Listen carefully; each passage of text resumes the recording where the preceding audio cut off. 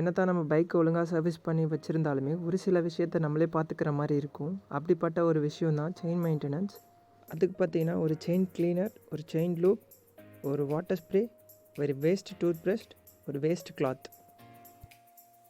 So லாஸ்ட்டாக ஷோரூமில் பண்ண லூப்போடு நான் அப்படியே விட்டுட்டேன். இப்போ பார்த்தீங்கன்னா செம ட்ரையாக இருக்குது.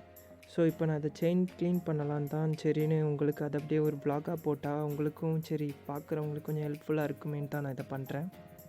ஸோ ஃபஸ்ட்டு செயின் க்ளீனர் எடுத்துக்கோங்க. அதை எடுத்துகிட்டு செயினுக்கு 1 சென்டிமீட்டர் கேப்பில் வச்சு அதை செயின் ஃபுல்லாக ஸ்ப்ரே பண்ணுங்கள்.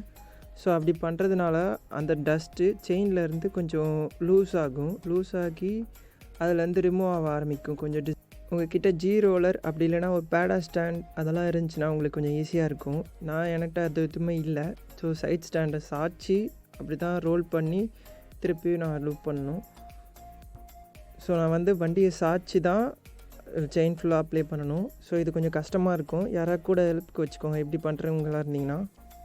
ஸோ ஒன்ஸ் நீங்கள் ஃபுல்லாக அப்ளை பண்ணதுக்கப்புறம் ஒரு 2 மினிட்ஸ் அப்படியே விட்டுருங்க. அதிலே இருக்கிற அந்த டர்ட்ஸ் எல்லாம் அழுக்கு எல்லாமே ரிமூவ் ஆகிடும் கொஞ்சம். நெக்ஸ்ட் ஒரு ப்ரெஷ் எடுத்துக்கோங்க.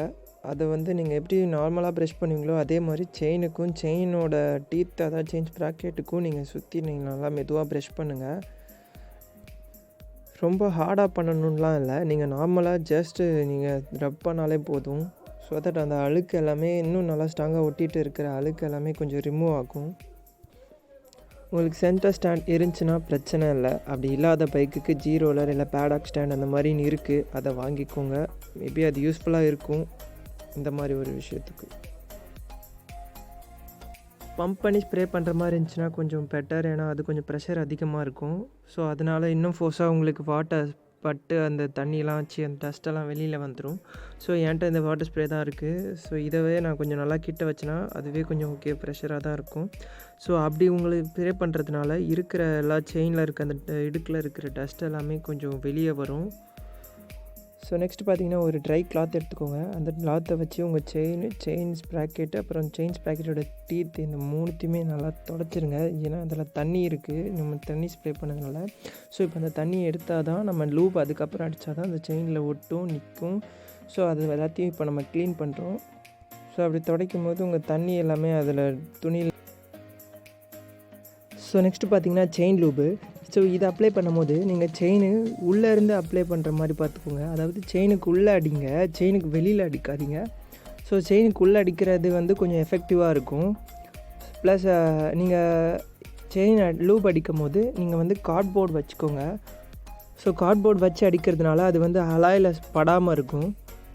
அப்படி வைக்காமல் அடிச்சிங்கன்னா அது அலாயில் படும். ஸோ அலாயில் படும் போது அது என்ன ஆகும்னா அப்படியே அது படும்போது தெரியாது. பட் ஆனால் நீங்கள் அப்படியே விட்டுட்டு அலையை துடைக்காமல் ஓட்டினீங்கன்னா அந்த இதில் டஸ்ட்டு பட அது அப்படியே கருப்பாக ஆகிடும். ஸோ அது வேறு க்ளீன் பண்ணுறது அப்புறம் கஷ்டமாயிடும். ஸோ நீங்கள் கார்ட்போர்ட் வச்சு அடிச்சிங்கன்னா அந்த ப்ராப்ளம் இல்லாமல் இருக்கும். சப்போஸ் இது அப்படியே பட்டுச்சுனாலுமே நீங்கள் அந்த அலையை செயின் கிளீனரை வச்சு லைட்டாக ஒரு துணியில் ஸ்ப்ரே பண்ணிவிட்டு நீங்கள் அந்த அலையை க்ளீன் பண்ணியிருந்தீங்களாலே அது அப்போவே சரியாயிடும். ஸோ இந்த வீடியோ உங்களுக்கு யூஸ்ஃபுல்லாக இருக்கும்னு நினைக்கிறேன். ஸோ இதே மாதிரி அடுத்த வீடியோவில் உங்களை சந்திக்கிறேன். அது வரைக்கும் டாடா, பை பாய்.